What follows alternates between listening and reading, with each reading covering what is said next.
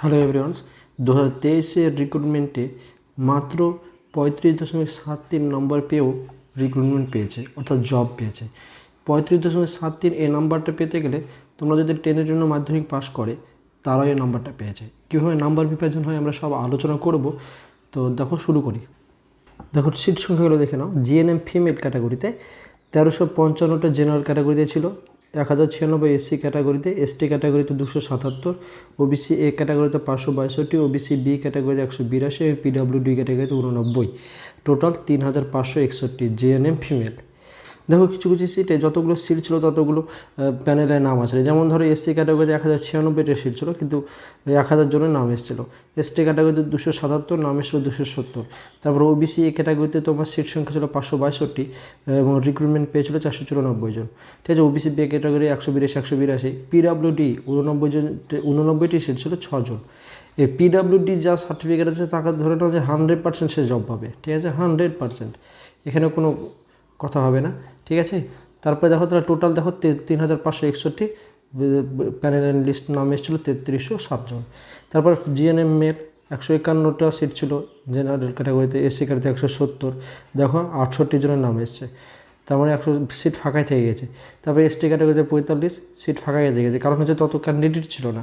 OBC ক্যাটাগরিতে 71 হয়ে গেছে, ওবিসি বি ক্যাটাগরিতে 22, পিডব্লিউডি 8টা ছিল, 2টোতে নাম এসছে।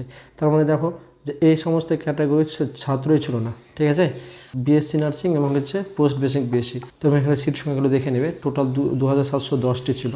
ঠিক আছে, এবার আমরা দেখবো যে প্রত্যেকটা ক্যাটাগরি ওয়াইজ বিভিন্ন সে জিএনএম মেল তারপরে ফিমেল, ঠিক আছে, সমস্ত ক্যাটাগরিতে কত কাট অফ গিয়েছিল এবং কত কম নম্বরে তারা জব পেয়েছিল। ঠিক আছে, তো তার আগে আমরা একটু দেখে নেবো যে কেমনভাবে নম্বর বিভাজনটি হয়, তাহলে তোমাদের ধারণা হবে যে খুব ইজিলি তারা চাকরি পেয়েছে।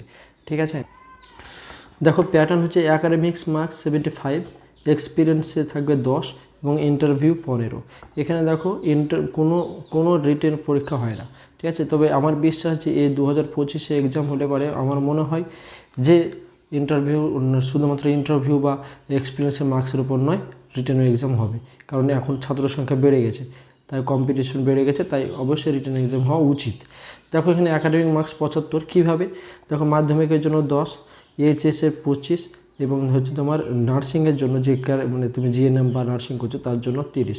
অর্থাৎ যে মাধ্যমিকে যদি তোমার 100% নাম্বার থাকে তাহলে তুমি পাবে 10, এখানে এইচএসে যদি 100% নাম্বার থাকে তাহলে তুমি পাবে 25 এবং তোমার এই নার্সিংয়ে যদি 100% থাকে তাহলে 30 নম্বর।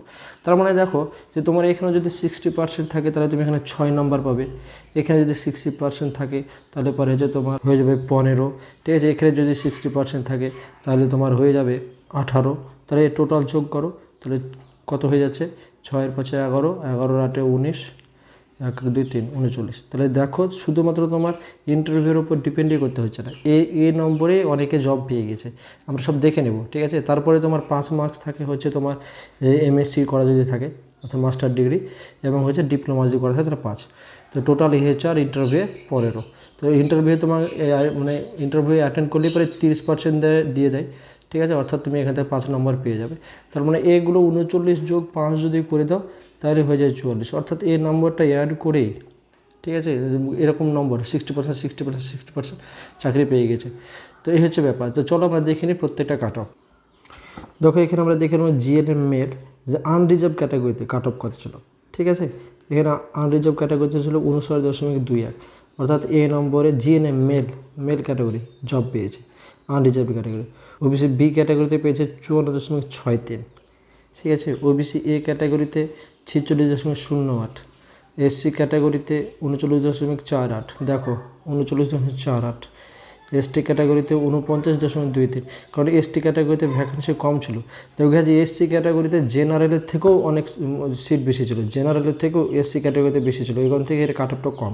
পিডব্লিউডি ক্যাটাগরিতে 45.15। ঠিক আছে, তারপর দেখো জিএনএম ফিমেলে 59.31 আনরিজার্ভ ক্যাটাগরিতে, ওবিসি বি ক্যাটাগরিতে 60.82, ওবিসি এ ক্যাটাগরিতে 39.74, ওবিসি এ ক্যাটাগরিতেও অনেক কম নম্বরে গিয়েছে। ঠিক আছে, ওই জন্য ওবিসি রিসলভ যতদিন না হচ্ছে সেজন্য রিক্রুটমেন্ট সহজে দিচ্ছে না। ঠিক আছে, তারপরে এখানে দেখো এসসি ক্যাটাগরিতে 38.55। এসসি ক্যাটাগরি সব থেকে সুবর্ণ সুযোগ, এসসি ক্যাটাগরি কাট অফ সব থেকে কম যায়। এসটি ক্যাটাগরি 38.53 এবং পিডাব্লিউডি 46.02। এটা জিএনএম ফিমেল ক্যাটাগরিতে, ঠিক আছে। এবার দেখো বিএসসি নার্সিং বা পোস্ট বিএসসি নার্সিং আনরিজার্ভ ক্যাটাগরিতে 50.20। এখানে একটু কাট অফটা কম হবে, কারণ যেগুলো শুধুমাত্র ফিমেল আছে ওই কারণ থেকে, ঠিক আছে। আর এএনএম জিএনএম মেল ফিমেল দুটো ব্যাপার থাকে সেখানে। আর ওখানে তোমার জিএনএমের ক্ষেত্রে আর্টস ব্যাকগ্রাউন্ড থেকে চলে আসে, ওই কারণে ওখানে কম্পিটিশনটা বেশি। আর বিএসসি নার্সিংয়ে শুধুমাত্র সায়েন্স ব্যাকগ্রাউন্ড হয়, সেই কারণ থেকে এখানে একটু কম, ঠিক আছে।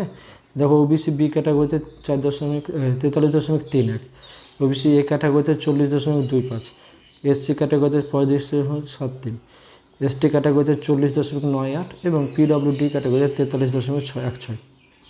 তো এই হচ্ছে ব্যাপার। এ কাট অফ খুব অল্প নম্বরে অনেকে পেয়ে গেছে, কিন্তু তোমাদের 2025 সেরকম কিছু হবে না, এই 2025 কাট অফ হাই হবে, ঠিক আছে।